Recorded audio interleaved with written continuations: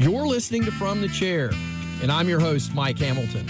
Join us each episode as we talk to athletic directors from across America.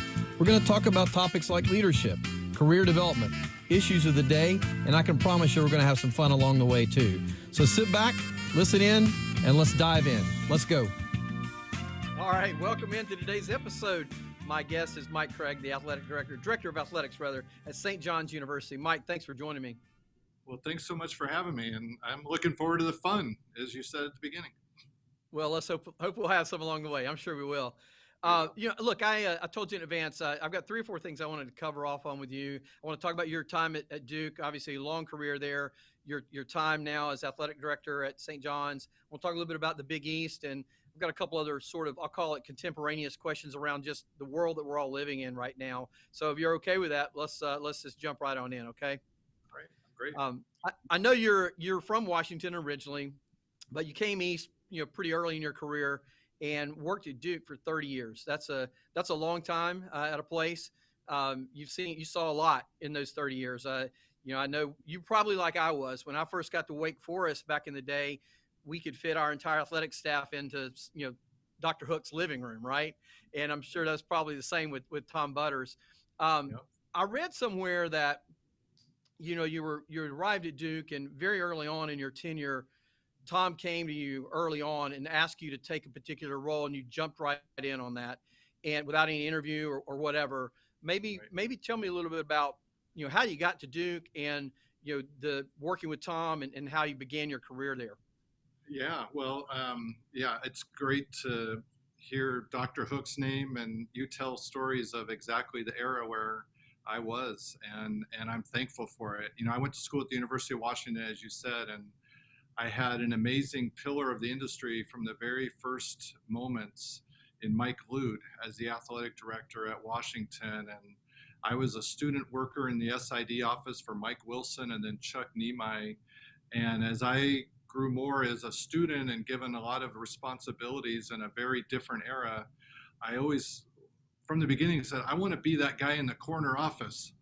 And that was Mike Lude, and Don James was our head football coach. And I couldn't believe that people got paid to work in sports.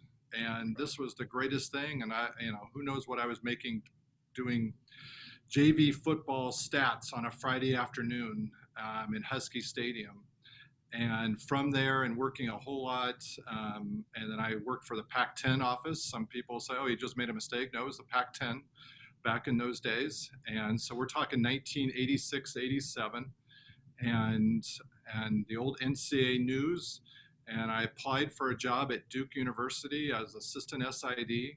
And at the back of the NCAA News and the classifieds, and I called back to Seattle and said, would you put in a reference? I don't know anybody at Duke, and I got interviewed for the job and flew across country, and I got offered the job, and making $16,000 a year as an assistant SID and in charge of women's basketball and a backup for football and men's basketball. And I thought it was the greatest thing, and it was the greatest thing ever.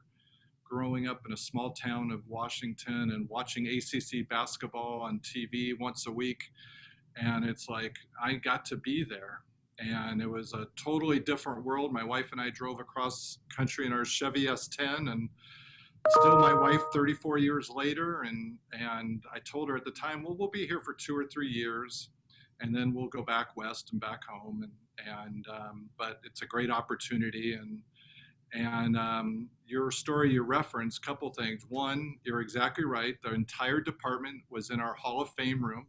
We met once a year in our annual meeting in August, and we got pimento cheese sandwiches, and Mr. Butters would recite a poem that he knew from memory, and he would tell us one thing.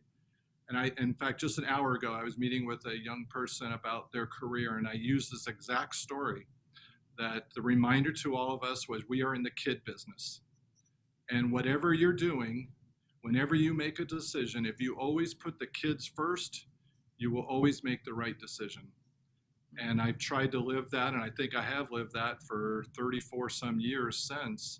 That I remember that annual meeting, and it was a small part, nothing like Duke is today and all of that. And I was just a part of something very special. And the second story you said is Mr. Butters in 1990.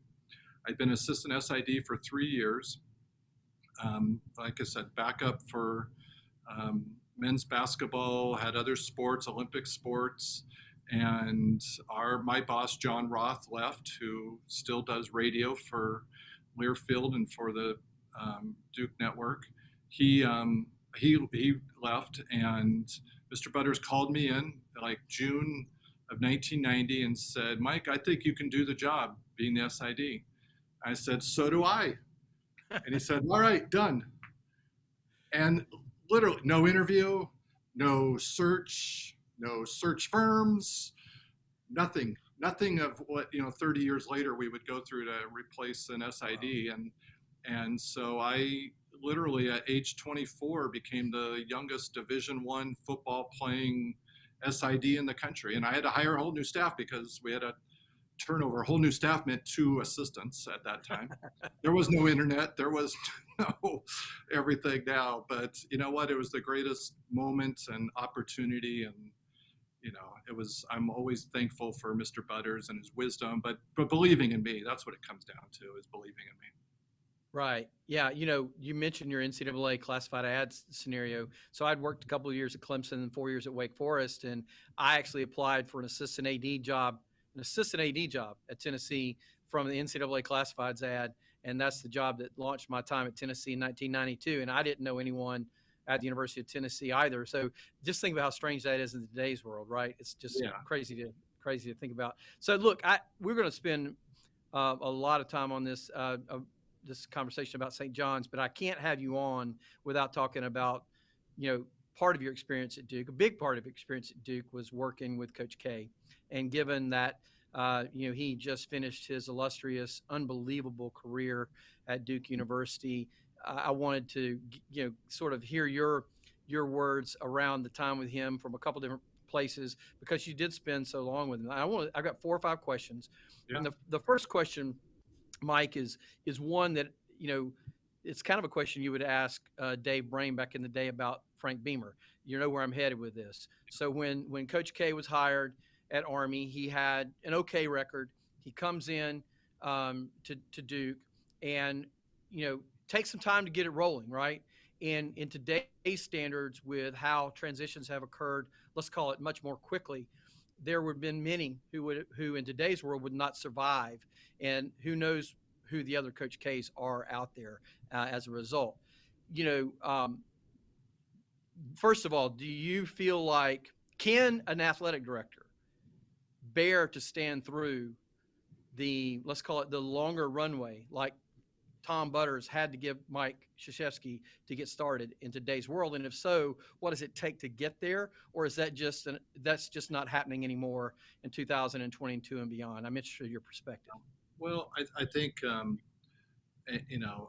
you've got to be a really strong leader, and you have to have conviction and belief and a relationship that you're right.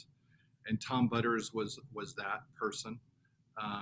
I was fortunate to learn under him and see the development of our basketball program, but our entire athletic department at university. And I think it's very challenging and difficult to answer your question in this day and age. But if you think about it, I mean, Coach K had recruited one of the top classes in his 3rd year, going into his 4th year. And so there was a period in there where, again, it would be very challenging, but there was signs publicly if people wanted to see them. And I would say that privately, certainly Mr. Butters knew exactly what the world was going to find out. And because of that, he was strong in his conviction and wholeheartedly believed in Coach K. And then I think he did it again later on when Coach K was out with his back surgery, and Coach was like not sure if he should continue on, and he took that year away or half a year away, and basically turned in his resignation. But Mr. Butters was not going to accept that. That again, he believed in him and told him to take all the time you need, and then when you get back, we will, you'll be great again. And so I take those to heart. To your question about application of modern day is that you have to have great relationships with the people on your staff, whether it's a basketball coach or a football coach or your SID or anybody on your team that's going through what could be seen a challenging time, in a very public way, basketball and football, that you have to be making analysis and relationship building and tough decisions, throughout. You just don't plop on the ground 3 years later and say, okay, now I'm going to make a decision. Mr. Butters spent every day with coach and saw what was going on and would go to practice and see the things that others wouldn't see. And so I think that's the thing I always take away. I try to always be present. And certainly Kevin White, we'll talk about him later, but he was that and continued to be that as a mentor to me. And so I was very, very fortunate. I wasn't there for those early days, but certainly felt them enough. And it was, it was a tough time, obviously, for coach and for the university.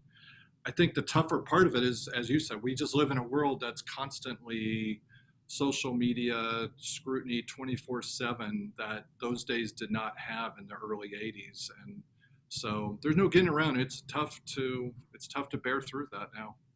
Yeah. And look, there are a lot of things that go into having a successful program.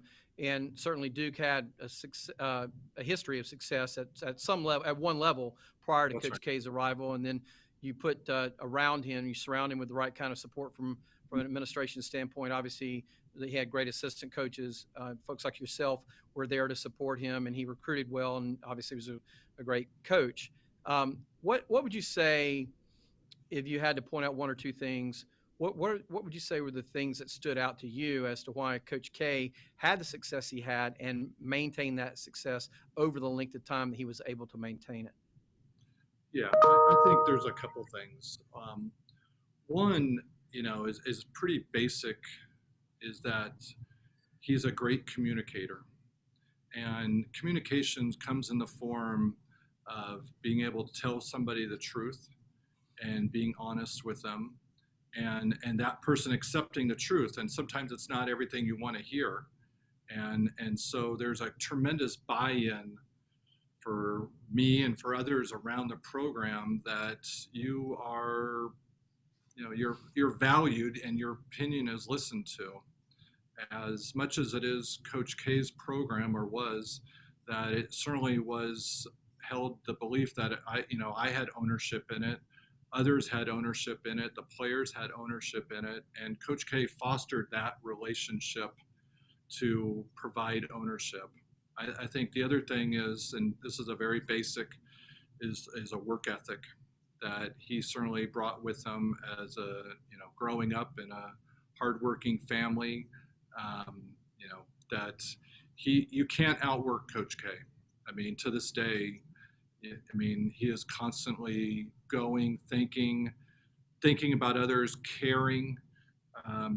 He just has high principles and high work ethic that to succeed in that, you had to try to match him. You couldn't match him, but you were always there with him. And I think, again, that just, it brought ownership to it at every different level. And obviously, being the success it was, that an entire university rose to the height of a basketball program, to the point of then, it's now among the elite universities, but it wasn't that always. And there wasn't a master plan. I think that's what's interesting too, is that they didn't sit down in 1983 and say, okay, let's do a strategic plan about how to make Duke great. And it's funny because, I'm at St. John's and we actually are going through that process right now. And I've actually tried to put in my 2 cents to say, let's talk about how, if St. John's basketball is great, that it makes our whole university great. But that didn't happen in 1883 and with Duke. But people believed in him. His president believed in him, believed in Mr. Butters, and then it just kept growing. So again, I guess back to your question, to me, Coach K is always a truth teller. He is always working hard, and he brings a family element of care that is beyond, I'm just so fortunate to be a part of it. And there's just many examples of all of those things that led to the heights he brought basketball to. Yeah. That's great stuff, man. I'm reading Ian O'Connor's book about Coach K, and obviously I see some of that coming through in the book. Yeah, you started the Duke Legacy Fund, Mike, and I think that's informative to other schools to consider as they have a strong brand in a particular sport. How do they support and uplift that brand to assure that there's a legacy, literally a legacy, to exist beyond specific coaches, right? And one of the things I think that we missed on probably at Tennessee was creating a Pat Summitt Legacy Fund for women's basketball. I mean, we certainly supported women's basketball at a very high level, and I know that Danny and his team are still doing that today. But I wish that we had, from an endowment standpoint, we had endowments, we had significant endowments, but I wish we had really focused in on and honed in on, the growth of women's basketball with some kind of fund. I'm sure you probably contemplated something like that, maybe to honor Coach Carnesecca and have St. John's return to the glory that you guys have had for so long. What were those funds utilized for? Was it one-off? Was it facilities? What recruiting budgets? How were you guys thinking about that when you started that fund? Yeah, well, a little bit of all the above of your points, but I'll tell you the background. And so we started in year 2000, and it was basically came at a time where there was a short-term problem that needed to be solved. And it was funding for an office building and the vision of a practice facility in 2000. And, to Coach K's credit, he could see what's going to happen in competitors and peers in basketball, that we needed a practice facility and always enhancing, Cameron Indoor Stadium. And so it required a lot of money to do that. And on top of that, how do we endow the program so the next basketball coach, it's funny to say that because now here we are in the week of the next basketball coach. And literally in the year 2000, we were using that same exact phraseology. So 22 years later, what we started is actually to the benefit of, turns out to be John Shire, he doesn't have to worry about fundraising when it comes to endowing the program and the infrastructure around it, that he's been a part of that growth and has certainly earned that, but it was Coach K's vision. And then how do we do this? And we basically made it up. I mean, we said, okay, what if everybody gave us $1 million? What if we said they could do it over 5 years? And what if we gave them the benefits of that membership for 10 years, where they get great seats, would take them on a trip, and they became investors in Duke basketball. And we didn't know where it would go. There was, but we always knew we were doing it for the benefit of all of Duke. We were doing it for the benefit of what people are passionate about. And after, I guess I left after 20 years, we had raised over $115 million, certainly built a state-of-the-art practice facility, endowed all 13 scholarships, all of the program, coaches, my position then. And so we did amazing things with that. And to your question, it is what we've tried to do here. And I do think that the same concept is applicable to any school. It's when you have an iconic coach and you have people that want to invest in it, and you have an individual, and I was that person, to be able to bring all of that together within the university and the athletic department, not a separation of it. Magical things can happen. And I was just fortunate again. I was just telling the story today that at the time I'd been the SID for 10 years, back to the earlier story, and I had never asked anybody for money. And one of my peers in the athletic department, when I asked him about it, I said, I've never asked anybody for money. I don't think I can do this. And he said, no, you can do it because you have relationships, just like you have with the media. They trust you, they believe in you. And so you're not asking people for money. You're you're telling them a story. You're telling them what you believe in and why it's important for something that they believe in. And if they believe in you, they're going to give you money. And he was right on. And so that gave me the confidence to expand my horizon and thought as an SID at that time. And, then the next thing was, then we just did it. Yeah. And it was really fun. It's funny. The key to development is really, I mean, I'm going to oversimplify it, but it is a simple process. You have people who have an expressed passion for a particular endeavor. You have someone that they have a relationship that represents that endeavor. You have a vision for what you're trying to accomplish, and then you make an ask to participate in the endeavor that will deliver the vision, right? So it's the right person, right time, right vision, and that's an oversimplification. But what you're saying here is you knew Duke basketball, folks knew you, they trusted you. You had obviously folks that believed in what you guys were wanting to do, and those things aligned. So I think it's really telling for those who are maybe listening to this. Hey, I want to switch to St. John's. Yeah. So you were at Duke for a long time, as we've just alluded to, Yeah. and we don't know each other well. We've crossed paths in the industry, but I've heard of you for years and know of you through common friends. And when you were hired as the St. John's athletic director, now 4 years ago, I told some of my friends, I said, not knowing Mike personally, I think it's a great hire because of all the things that you've already alluded to in terms of being engaged with a basketball program of significance and help to grow and continue that success. And then you look at a place like St. John's with, top 10 all time in wins, the bright lights of playing in the Garden, Louis Carnesecca, the other coaches that have been there over the years, the Big East. And I just felt like, that's what I would call, at least on surface looking in, an alignment.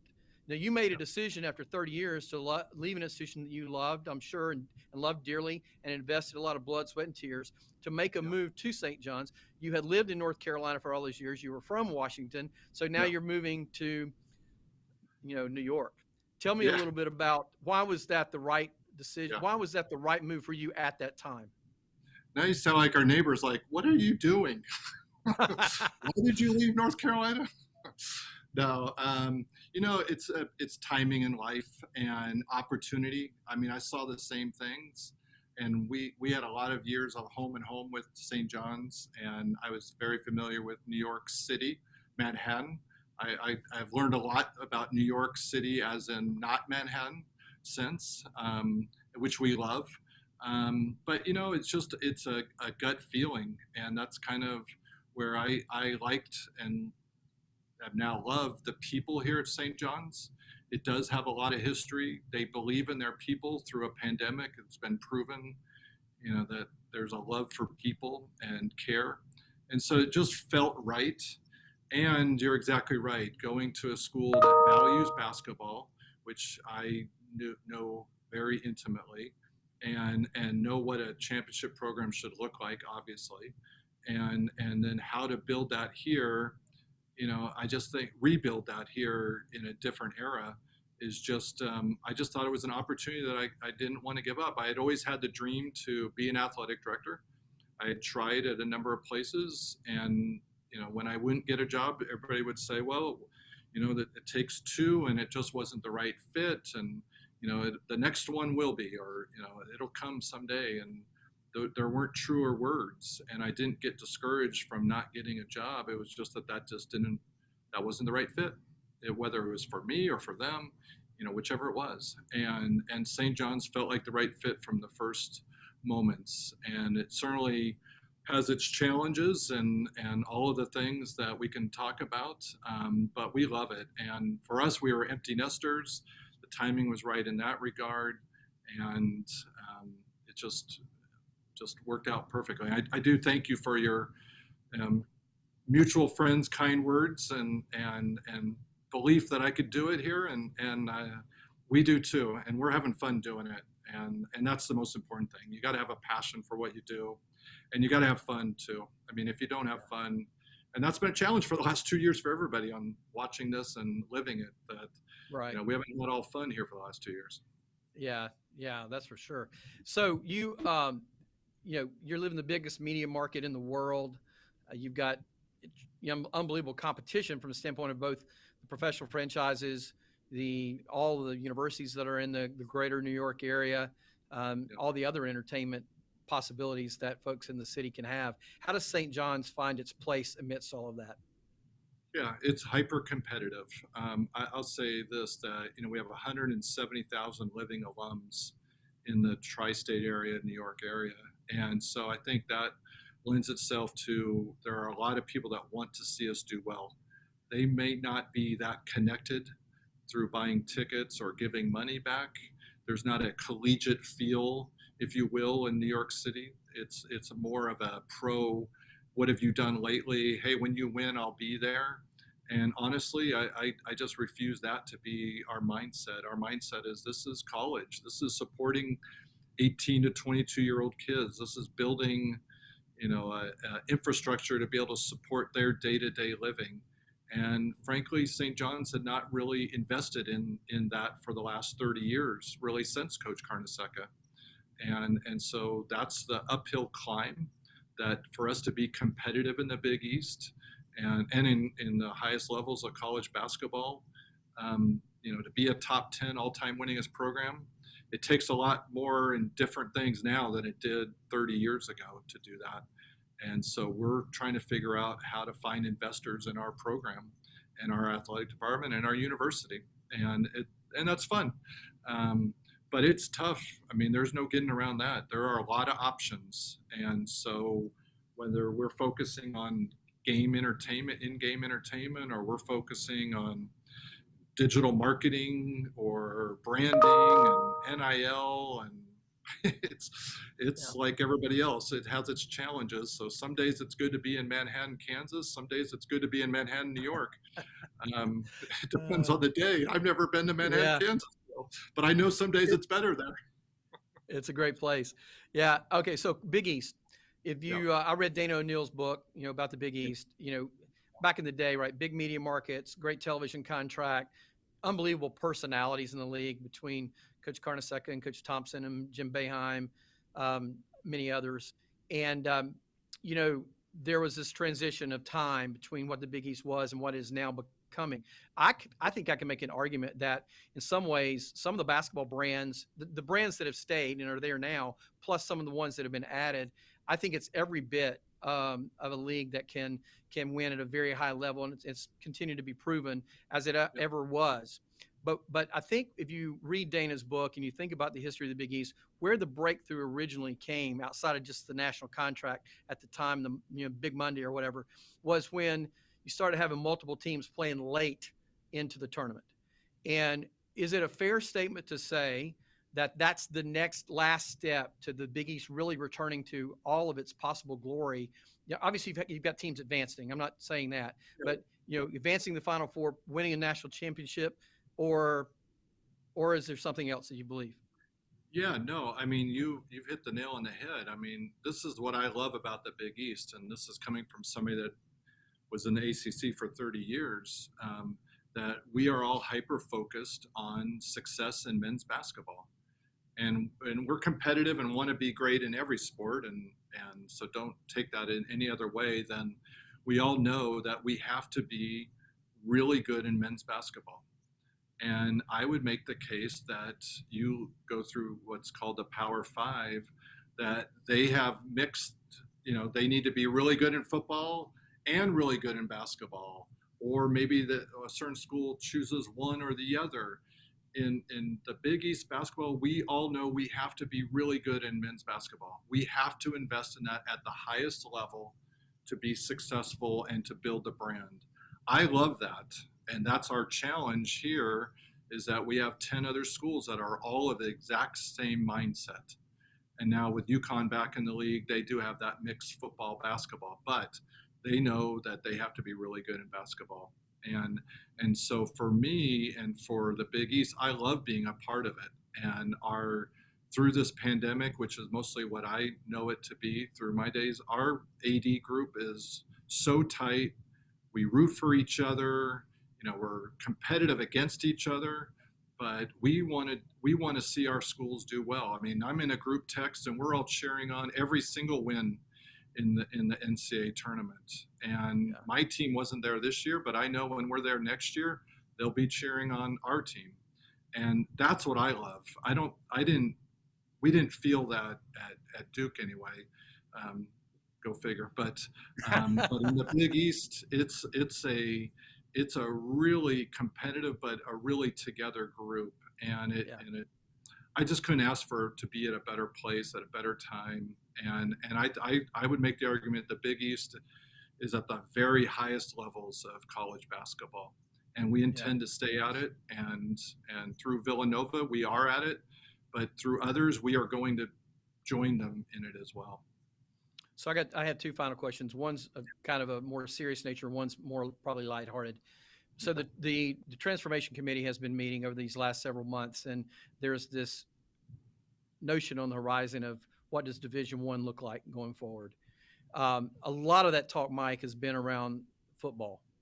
We've just come out of the NCAA tournament and let's call it the St. Peter's run, and that kind of thing, where there have been teams that have made runs. Where do you sit in terms of your concern in making sure that men's basketball, I mean women's basketball too, honestly, but let's just talk for a second about men's basketball.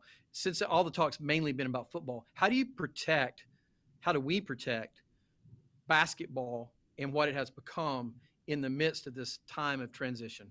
Can we do it? Well, I mean, I think it's something to give you an insider's look. We talk about that every time we meet. We're Big East ADs meet again this week with our Fox Sports partners, and there isn't a time that doesn't go by that we aren't talking about that, whether it's in depth or casually. That how do we stay at the table? Call it what it is. And so our focus, and that's why we need to be competitive and invested in it. And so if you're invested in it, you're going to be at the table. But there's some things that are frankly out of our control too. And so we are very vested in making sure that, as you said, we're talking about men's college basketball, that when decisions are made about that sport, that we are at the table. Thankfully, we're very involved in the transformation committee. Our AD, Cragg from Xavier's on that committee. Our president at Georgetown's on that committee. And so we have a voice in the room. And that's a part of the whole thing. Val Ackerman, our commissioner, is terrific in so many ways, but extremely dedicated to the cause of the Big East and making sure we're at the table. She's at the table when college basketball and college athletics is being discussed. All of that being said, we're not naive. There are obviously groups that have more power, more decision making than we do when it comes to football. And so, do we get to a stage where things are federated and we start making decisions of what's best for college basketball, and we figure out ways that money generation goes towards college basketball? I personally think that is where we're heading in some direction. That's basically what football has done already. And so whether it's volleyball or softball or you name a sport, should that have a federation that they're focused on what's best for that sport. And then all of us choose which sports we want to play in, and maybe you have to pay to play in there. If you're going to play, I'm not picking on any sport, but if you're going to play field hockey and there's not a lot of revenue generated, it's okay that you pay to play in that, in my opinion.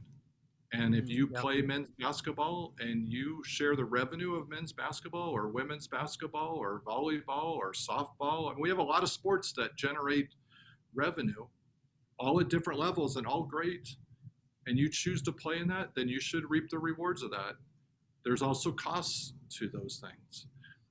I think we'll see. I mean, that's just one person's opinion, but in the case of the Big East, where we're focused on is making sure that we're at the table when it comes to college basketball.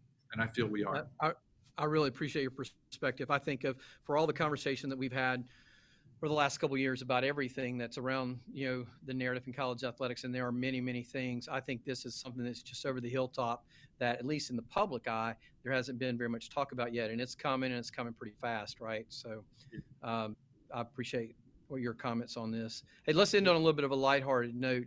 So, you and I are old enough that we watched ABC Wide World of Sports back in the day, and there was the ski guy, and it's the thrill of victory and the agony of defeat, right? And so I'm going to reverse it on you and say that you were a part of one of the greatest ever agony of defeat and the thrill of victory moments and you probably know where I'm going with this. And in Ian O'Connor's book, it talks about sitting at the scorer's table for the Grant Hill to Christian Laettner turnaround shot to beat Kentucky in the NCAA tournament. And I think in there you actually comment that's the only time in your career that you showed your emotions in that kind of setting. Is that the biggest sports moment that you've had working in college athletics? Wow. I mean, I guess iconically, yes, because I mean, literally, you can't turn on a March Madness and not still to this day see that shot. And so there's not a more iconic moment that I wasn't right there at the scorer's table in the middle of. And, I could go on for the next 10 minutes about that game. Yeah. So I guess, yes. I would say, though, just on a personal level, I mean, just to be probably winning or being a part of the winning of a national championship and seeing those kids ultimately rewarded all 5 times that I was fortunate enough to be around for, all had its own journey. It is so hard, and so when I watch Kansas win, I'm so happy for them. I'm texting Sean Lester, a peer, and their group that we played during the regular season, and you just know how hard it is to get there and to do that, and that's the pinnacle of it. And so as a competitive person, and as we all are in college sports, you know and you appreciate how hard it is. And so, if you're fortunate to be a part of that in any sport, I mean, I've loved watching at Duke men's lacrosse win national championships, women's golf, etc. That you're just so happy for the people that poured it all in there. Because as I told somebody the other day, whatever it is, 348 schools playing college basketball, 347 of us are guaranteed not to be ultimately happy. There's only one. And that's really hard, and it comes at all different levels, whether you finish second or you finish not in the NCAA tournament, it's hard. And so when you are that one, it's to be celebrated and forever remembered. And so I would have to say that's probably the highest of personal, but definitely the most iconic is what you described as that Duke Kentucky game. Yeah, that's great, man. Well, hey, look, this conversation has moved fast, Mike. We're gonna have to do a Mike Cragg part 2 at some point. How about that? And I really want to thank you for joining me today, and just great stories, great content, and appreciate you coming on. Thank you, Mike. Continued success. I love watching your show. Well, I owe you a dinner in Nashville or New York the next time we can get together and see each other face to face. And Awesome. look, for all of you who are listening to today's broadcast, I know you've heard a good one here. Great stories from Mike Cragg, an industry veteran who is the director of athletics at St. John's after 30 years at Duke University, and really appreciate him taking the time. So if you're listening, this is From the Chair. I'm your host, Mike Hamilton. I hope you'll listen on any of the Audible platforms you listen to for your podcast. That's Varsity, Apple, Spotify, et cetera, et cetera. And of course, you can see us live in color here on YouTube if you watch. So I hope you'll join us each and every week. We broadcast on Mondays, again, From the Chair. We'll see you next time.